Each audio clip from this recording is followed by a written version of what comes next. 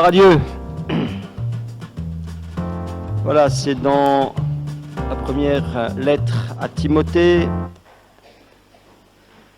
au chapitre 4, au verset 16.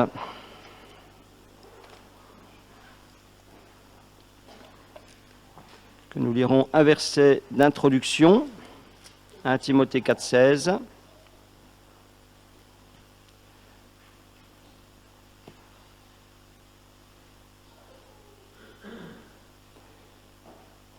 Un peu plus haut peut-être. On va commencer au verset 13. Jusqu'à ce que je vienne, applique-toi à la lecture, à l'exhortation, à l'enseignement. Ne néglige pas le don qui est en toi et qui t'a été donné par prophétie avec l'imposition des mains de l'assemblée des anciens. Occupe-toi de ces choses, donne-toi tout entier à elles, afin que tes progrès soient évidents pour tous. Veille sur toi-même, sur ton enseignement, persévère dans ces choses, car en agissant ainsi, tu te sauveras toi-même et tu sauveras ceux qui t'écoutent. Voilà, et le verset qui nous intéresse, afin que tes progrès soient évidents pour tous. Nous avons parlé du progrès il y a quelques semaines, et je vous avais promis une seconde partie. Et bien la voici. Et il y aura une troisième partie, un jour, peut-être. Mais déjà, notre deuxième partie sur le progrès, sur la nécessité de progresser. L'apôtre Paul en parle dans toutes ses lettres. Nous avions dit la dernière fois que dans sa toute première lettre, qui est la lettre aux Thessaloniciens, il dit « Je me réjouis de ce que votre foi fait de grands progrès et de ce que votre amour les uns pour les autres augmente. » Voilà, là il y avait un progrès évident chez ces gens-là.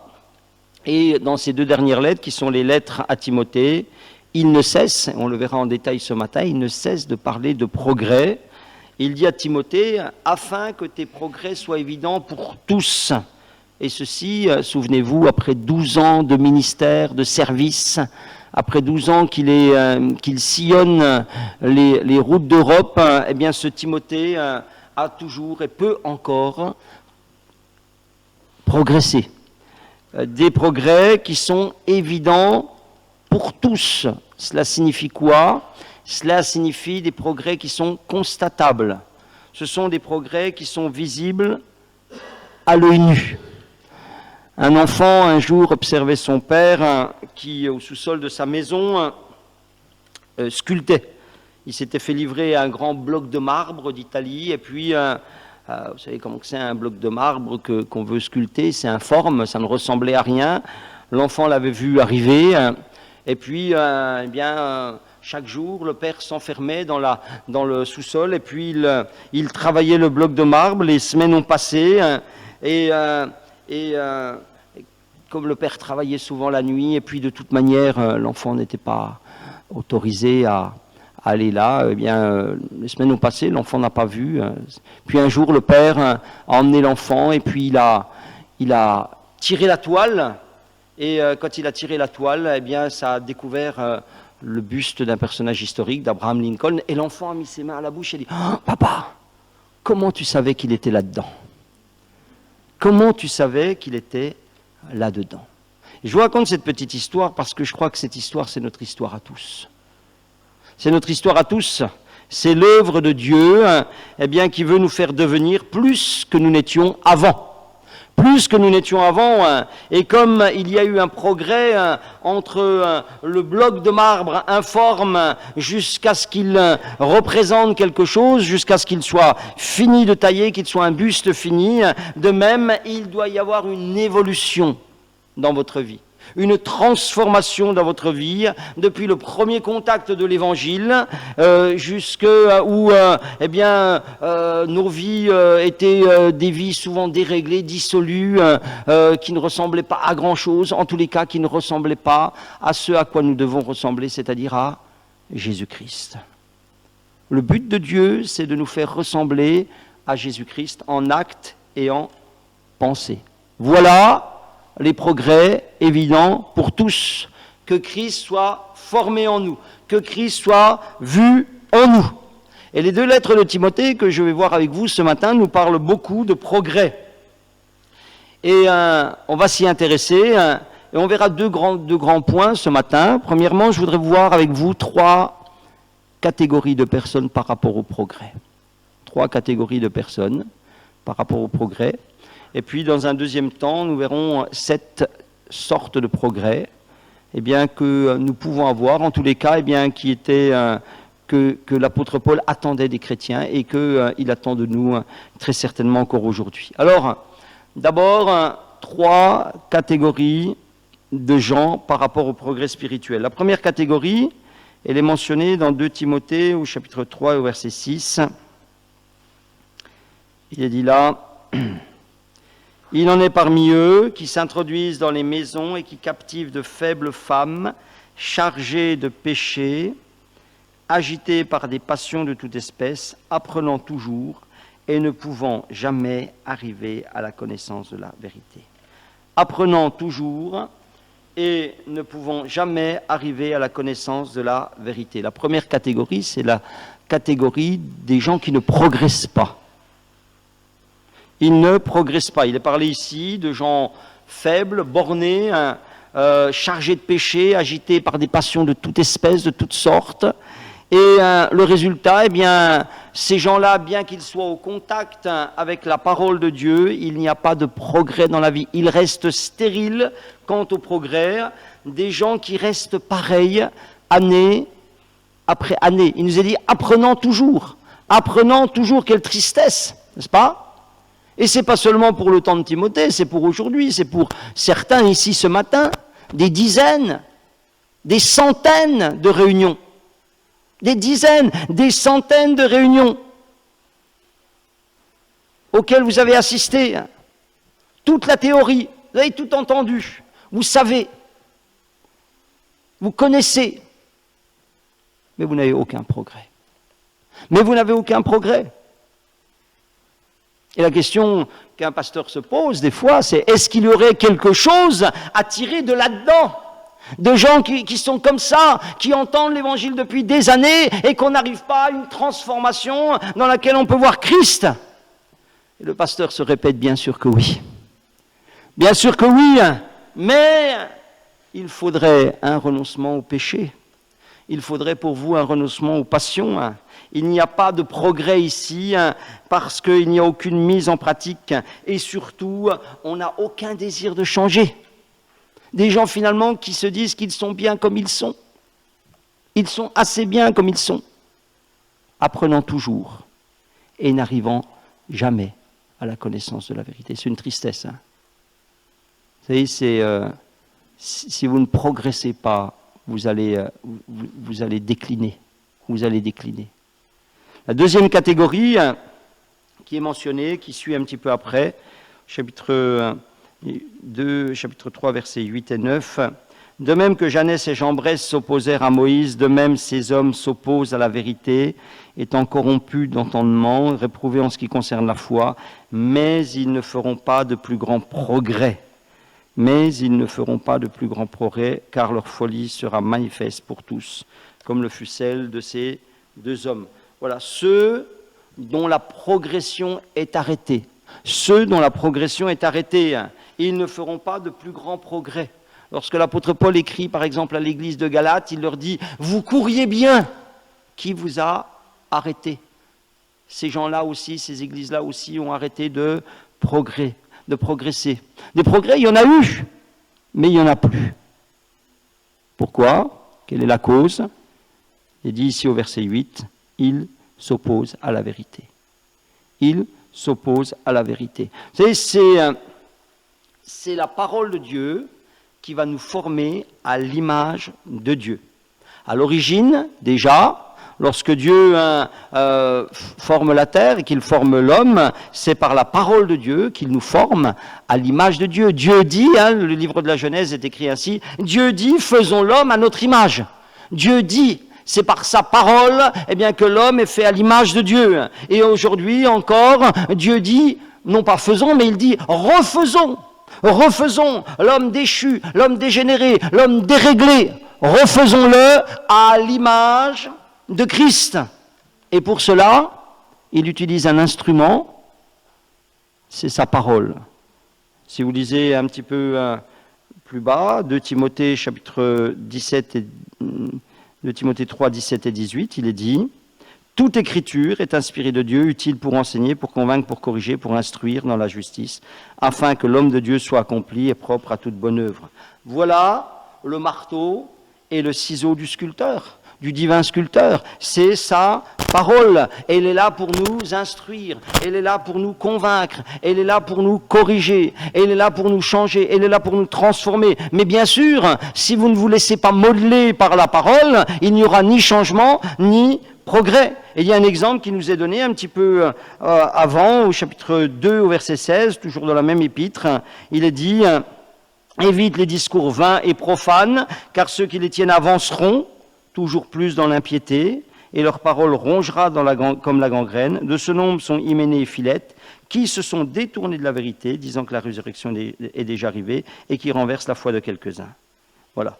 Il nous est dit que ces gens-là, ces deux croyants qui ne feront pas de plus grand progrès dans la foi. Ils avancent.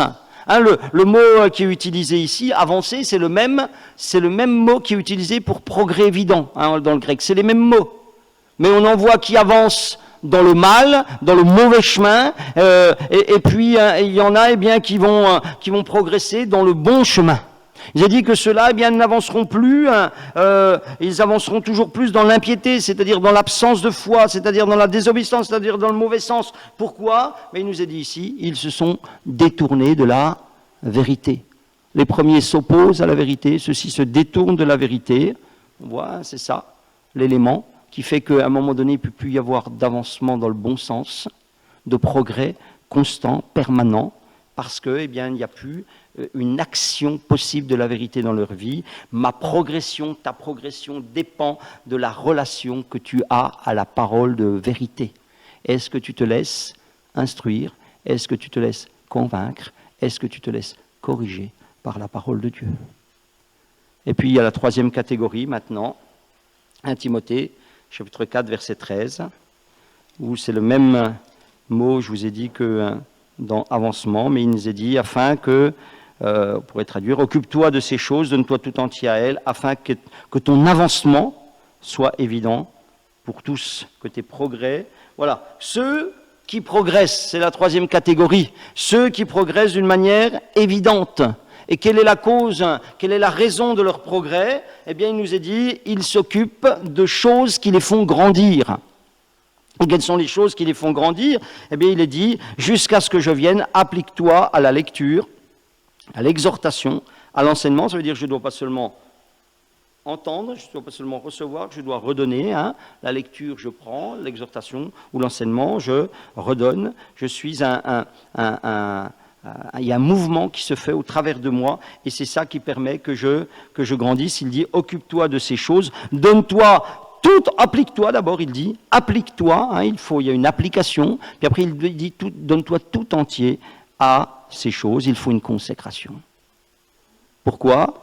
Est-ce qu'il y a une possibilité de croissance, d'évolution, d'avancement, parce qu'il y a une application, il y a une consécration, et parce qu'on utilise cette lecture, cette parole qui est capable de nous transformer.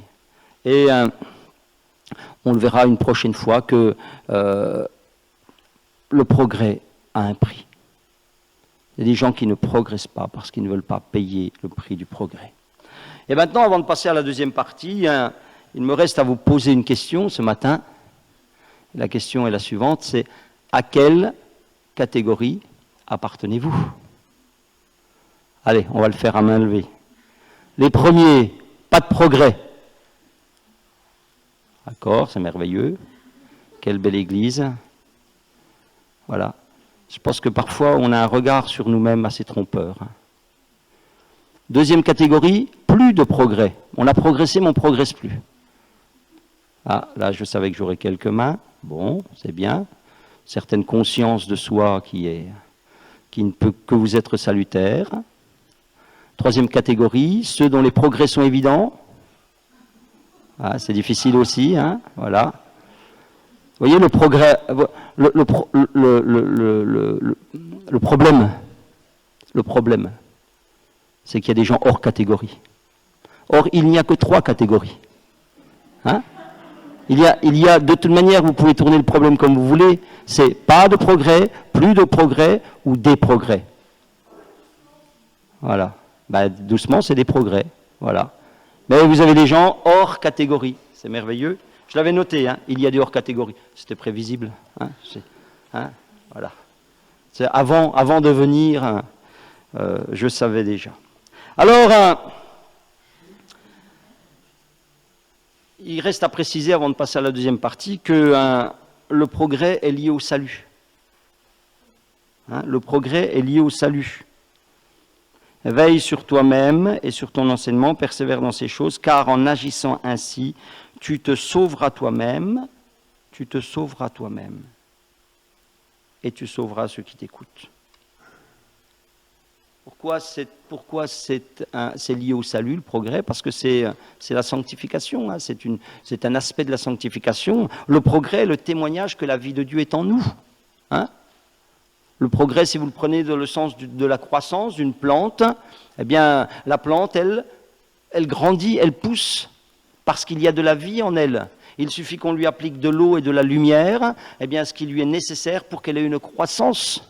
De la même façon, si vous appliquez à votre vie dans laquelle Jésus-Christ est venu habiter, si vous y appliquez eh bien, la lecture, l'exhortation, l'enseignement, si vous y appliquez la parole de Dieu, automatiquement, il se produira des progrès.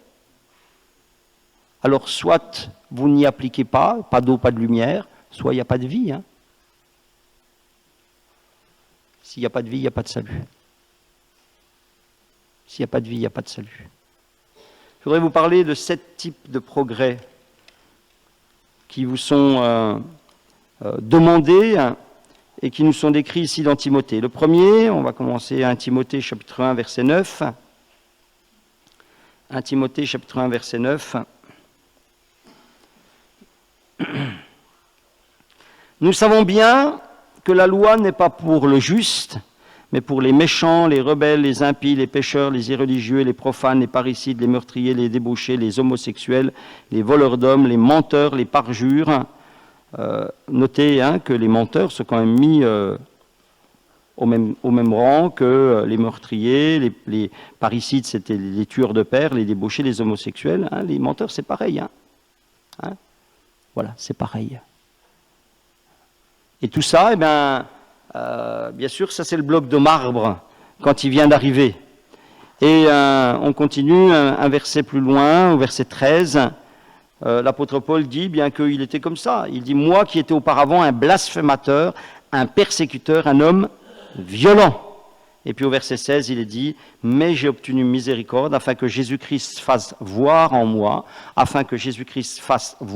le premier, toute sa longanimité, pour que je serve d'exemple à ceux qui croiraient en lui pour la vie éternelle. » La progression dont il nous est parlé ici, c'est la progression d'une vie de péché vers une vie de grâce qui soit exemplaire.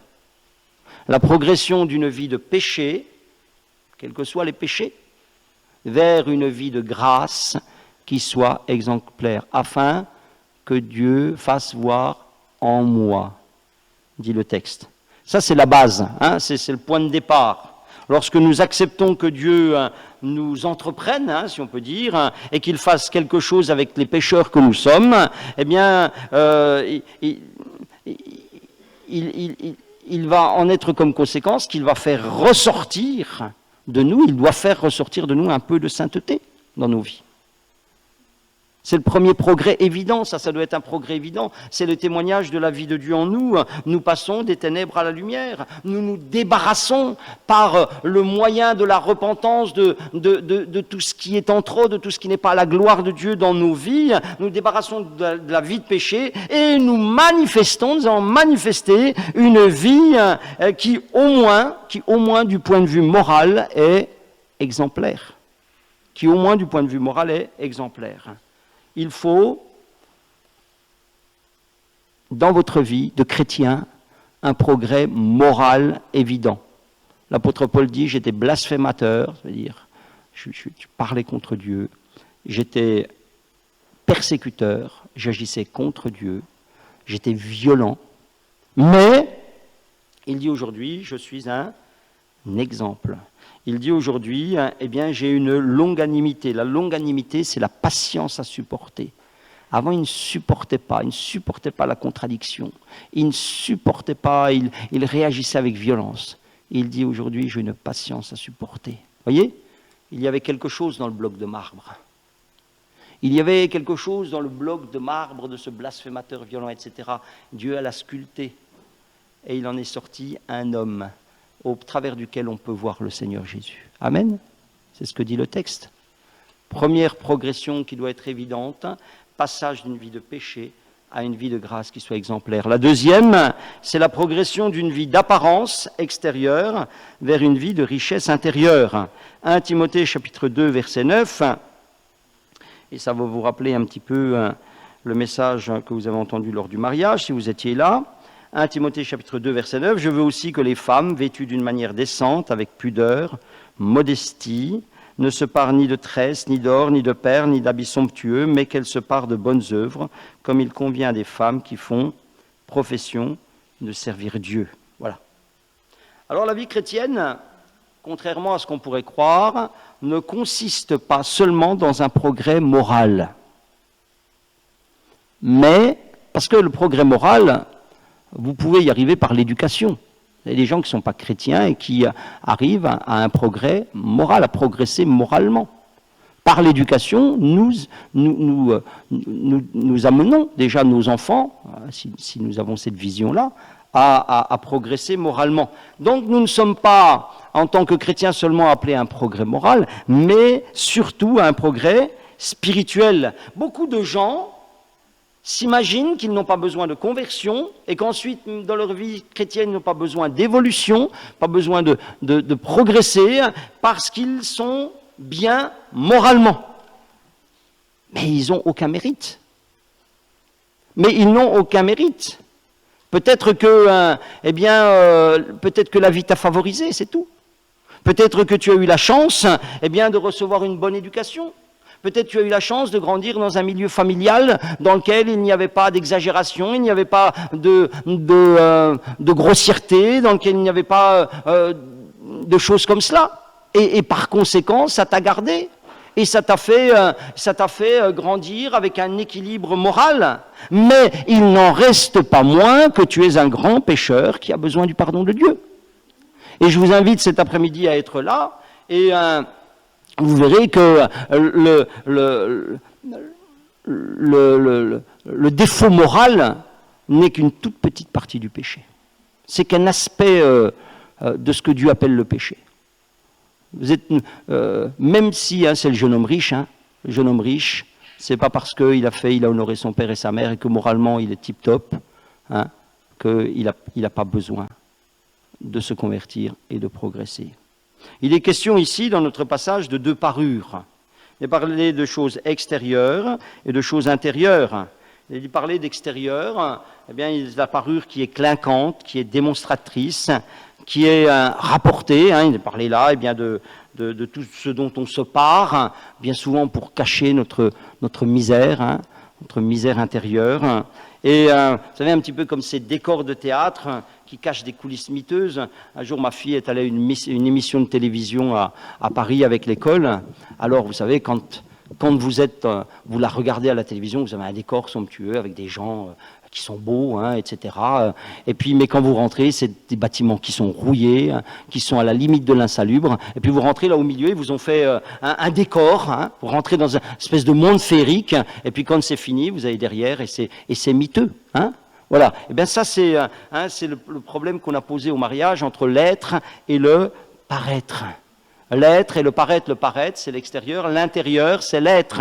Il est parlé ici, bien que, il est dit ici que les femmes, mais c'est valable pour les hommes, vêtues d'une manière décente, avec pudeur et modestie. Pudeur. Avez-vous ôté vos photos indécentes sur Facebook? Non, mais je rigole pas. Je ne rigole pas. C'est là le progrès. Il est là le progrès. Il y a des gens, il est évident, qui n'ont pas progressé. Parce que quand on voit les photos qu'ils mettent d'eux sur Facebook, il pose un problème. Pudeur, vous savez, la pudeur. Pudeur, Pudeur au dedans se voit au dehors. Hein. D'accord? Modestie, esprit doux et paisible, comme dit Pierre, qui est d'un grand prix devant Dieu.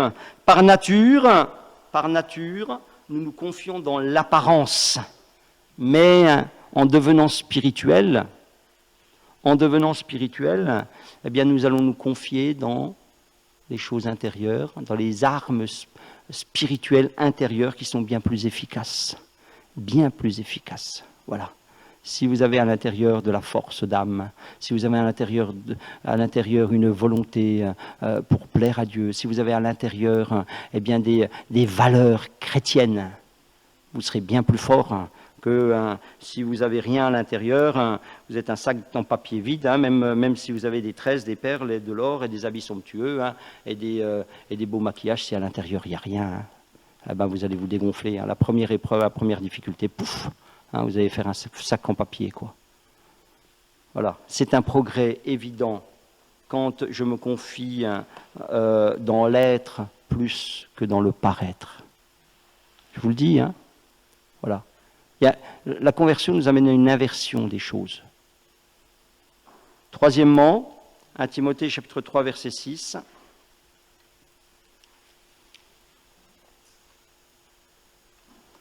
Il ne faut pas, alors c'est verset 1, si quelqu'un aspire à la charge d'évêque, il désire une œuvre excellente. Verset 6, il ne faut pas qu'il soit un nouveau converti, de peur qu'enflé d'orgueil, il ne tombe sous le jugement du diable. Voilà. Progression dans les responsabilités spirituelles qui peuvent nous être confiées.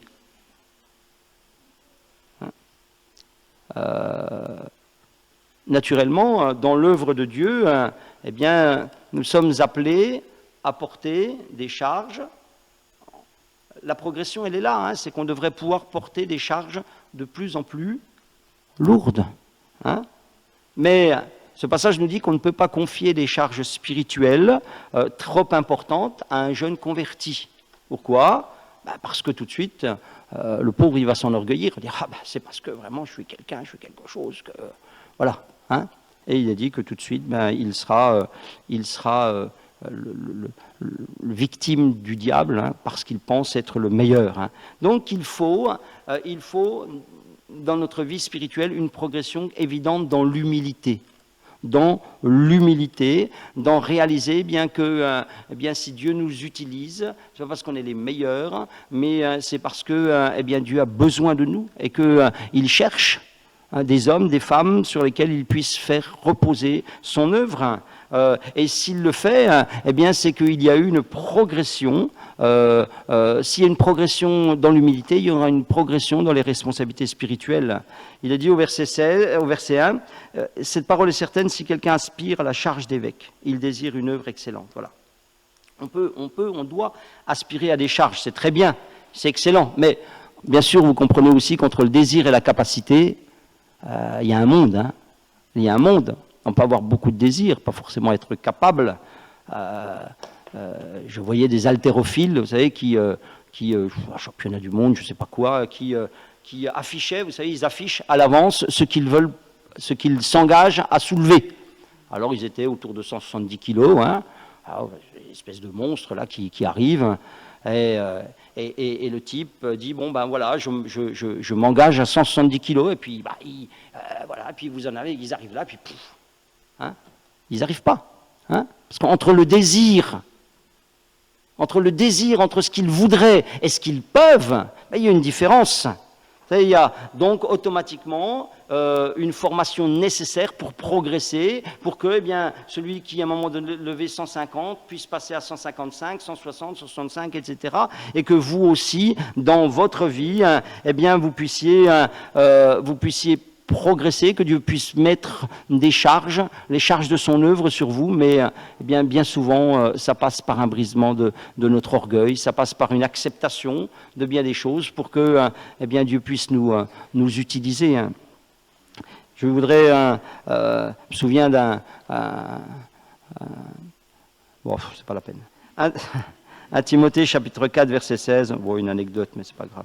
1 Timothée 4, 16, veille sur toi-même, sur ton enseignement, persévère dans ces choses, car En agissant ainsi, tu te sauveras toi-même et tu sauveras ceux qui t'écoutent. Là, il y a une progression d'une vie de sauver à une vie de... On va faire comme ça, 3 petits points, remplissez les cases. Il y a une progression. Alors, regardez, hein. Ouais, on lit, voilà. Voilà, interactif, réveil là. Hop, hop, 11h20. Allez, on se réveille. Veille sur toi-même, sur ton enseignement, persévère dans ces choses, car en agissant ainsi, tu te sauveras toi-même et tu sauveras ceux qui t'écoutent. Progression d'une vie de sauver à une vie de... Ah, vous êtes formidable. Hein? Voilà, il fallait juste vous réactiver un coup, hein? Oui, voilà, ça c'est une progression évidente quand je cherche à communiquer le salut que j'ai reçu. Tu te sauveras toi-même et tu sauveras ceux qui t'écoutent. Il est évident bien qu'on n'amènera jamais personne au salut si on n'est pas soi-même sauvé. Jacques, l'apôtre Jacques dit « Sachez que celui qui ramènera un pécheur de là où il s'est égaré sauvera une âme de la mort et couvrira une multitude de péchés. » Donc c'est quelque chose qu'on doit faire, ramener des gens de la voie où ils se sont égarés pour que leur âme soit sauvée. L'avez-vous fait? Avez-vous essayé de le faire? Avez-vous essayé au moins? Alléluia! Avez-vous fait des progrès dans ce domaine-là? C'est ça qui est important. Est-ce que tu te dis, voilà, alléluia, je suis sauvé, il faut que je ramène une âme. Je ramène une âme de la perdition. Voilà, que je lui parle, que je prie pour elle, que je l'encourage, que je retourne la voir, et bien que je fasse ce qui est nécessaire pour que bien son cœur s'ouvre, pour que son esprit s'ouvre. Ça, c'est une progression. Est-ce que vous progressez? Est-ce que vous progressez? 1 Timothée, chapitre 3, verset 4, il est dit là, il est parlé... du responsable, mais c'est valable pour n'importe quel chrétien. Il faut qu'il dirige bien sa propre maison, qu'il tienne ses enfants dans la soumission et dans une parfaite honnêteté. Si quelqu'un ne sait pas diriger sa propre maison, comment prendra-t-il soin de l'Église de Dieu? Voilà, là aussi, il faut qu'il y ait une progression dans les responsabilités sociales et dans les responsabilités familiales. Nous sommes dans un monde qui engendre de plus en plus d'irresponsabilité. Les gens viennent à l'évangile, ils sont irresponsables, ils ont fait des choix, ils ont pris des engagements, ils se sont engagés dans des chemins, ils n'ont pas réfléchi, c'était complètement irresponsable. Il doit y avoir une progression, hein, que ce soit homme ou femme, il doit y avoir des progrès évidents. Progrès évident, celui de s'assumer soi d'abord et ensuite d'assumer les autres. Tant de gens ne s'assument pas. Ça veut dire quoi, ils ne s'assument pas? Par exemple, vous avez des gens, ils sont célibataires, hein, ils voudraient femme et enfant, ou homme et mari, ou homme et enfant, hein, ça marche dans les deux sens, hein. Mais ils n'arrivent déjà pas à s'assumer eux-mêmes. Hein, ils n'arrivent déjà pas à se prendre en charge eux-mêmes. Peut-être que la société qui les prend en charge. Alors comment comment veux-tu, si tu ne te prends pas en charge toi-même, que tu puisses penser prendre en charge une deuxième personne qui serait ton épouse ou ton mari, et puis une troisième qui serait ton premier enfant, puis une quatrième qui serait ton deuxième enfant? Vous avez des gens, ils ont des enfants, ils n'assument rien. Ils n'assument rien. Et là, il faut qu'il y ait une progression. Il faut que vous ayez une progression dans votre vie. Il faut vous assumer. Peut-être vous êtes venu à l'évangile, vous étiez irresponsable, vous n'étiez pas capable, vous ne faisiez rien, pas de travail, etc. Il faut évoluer. Il faut évoluer. L'évangile est là pour vous faire évoluer. Et puis il faut assumer les enfants. Hein. Il est dit là, au verset 3 et 4, il faut que tenir ses enfants dans la soumission, dans une parfaite honnêteté. Il faut, voilà. Vous savez, vous êtes responsables, hein, je parle à ceux qui ont des enfants ici, vous êtes responsables de leur donner une éducation. Vous savez, aujourd'hui, hein, on se plaint, vous savez, ils vont sortir, un projet de loi, ils veulent mettre les enfants encadrés par des militaires. Mais pourquoi? Mais parce qu'on est dans une société où les parents ne s'occupent plus de leurs enfants. Vous savez, c'est un petit peu des enfants qui ont une éducation de chat de gouttière. Hein? Vous savez c'est quoi? L'éducation de Chatte-Gouttière. C'est moi qui l'ai inventé, vous ne pouvez pas savoir. Hein. Ça veut dire, ils rentrent, ils sortent, comme ils veulent, quand ils veulent, et puis on ne s'occupe pas de leur vie, on ne s'occupe pas de ce qu'ils font, de ce qu'ils disent, voilà. Voilà. Hein? Ça ne peut pas fonctionner, ça. Hein? On est là, hein, on doit suivre ça, on doit assumer. On doit progresser dans nos responsabilités sociales, familiales. Hein, et on pourrait développer le sujet longuement. Je voudrais encore vous parler d'une 6e progression. C'est une progression dans une vie de service. De Timothée, chapitre 1, verset 16. Il a dit « Que le Seigneur répande sa miséricorde sur la maison d'Onésiphore, car il m'a souvent consolé, il n'a pas eu honte de mes chaînes. Au contraire, lorsqu'il est venu à Rome, il m'a cherché avec beaucoup d'empressement. Il m'a trouvé. Que le Seigneur lui donne d'obtenir auprès du Seigneur en ce jour-là. Tu sais mieux que personne combien de services il m'a rendu à Éphèse. » Voilà. Mais cet Onésiphore-là, dont il nous est dit beaucoup de bien ici, un jour, ça a été quoi? Ça a été un inconverti. C'était un bloc de marbre. La Bible ne nous dit pas, mais automatiquement, c'était un païen, je pense que c'est un nom, c'est pas un nom juif, c'est un nom de païen.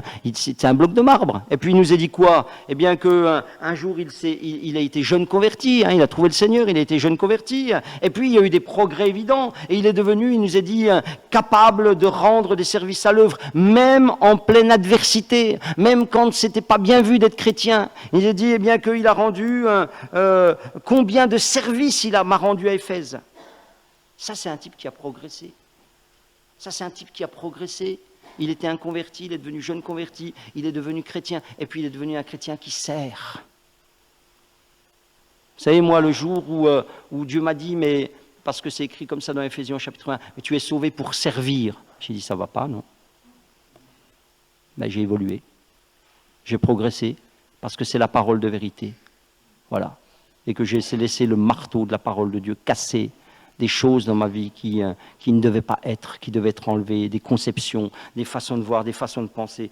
Je vous ai dit bien qu'il est venu, il a cherché avec beaucoup d'empressement. Tu sais combien, mieux que personne, combien de services il m'a rendu à Éphèse. Voilà, ça c'est un type qui a progressé. Vous avez 2 Timothée, chapitre 2, versets 3 et 4. Là, vous avez la même chose ici. Il est dit... souffre avec moi comme un bon soldat de Jésus-Christ. Il n'est pas de soldat qui s'embarrasse des affaires de la vie s'il veut plaire à celui qui l'a enrôlé. Comment est-ce qu'on était avant? Nous étions sans connaître le Seigneur, nous étions sans connaître l'Église, et bien sûr, nous étions sans comprendre et sans savoir eh bien, que le peuple de Dieu, c'est l'armée de Dieu, hein, c'est l'armée de l'Éternel. Hein? Et puis un jour, on s'est converti, ça veut dire on a été enrôlés.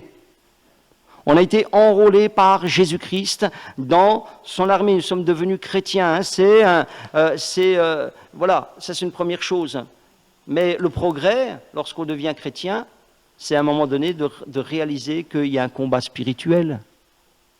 Est-ce que tu as progressé? Est-ce que tu as progressé? Puis le jour où tu viens, peut-être tu es passé par les eaux du baptême. Est-ce que tu as réalisé ça? Est-ce que tu as réalisé que l'évangile, c'est pas seulement s'asseoir une fois par semaine dans le lieu de culte, mais c'est bien plus. Est-ce que tes progrès sont évidents? Est-ce que tu as des progrès visibles? Tu es devenu un soldat de Jésus. Et puis tu peux devenir pas seulement un soldat, mais il a dit un bon soldat.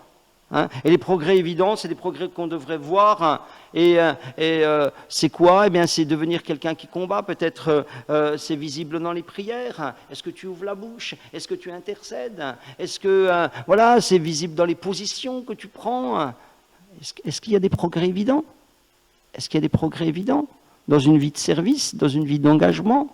Est-ce que tu as compris que c'est pas seulement participer à une réunion par semaine, mais c'est devenir un soldat de Christ, un bon soldat de Christ, amen, pour remporter des victoires. Vous avez le même principe d'évolution qui est avec l'image de l'ouvrier de Timothée chapitre 2 verset 15 où il est dit « Efforce-toi de te présenter devant Dieu comme un homme éprouvé, un ouvrier qui n'a point à rougir, qui dispense droitement la parole de la vérité. » Voilà.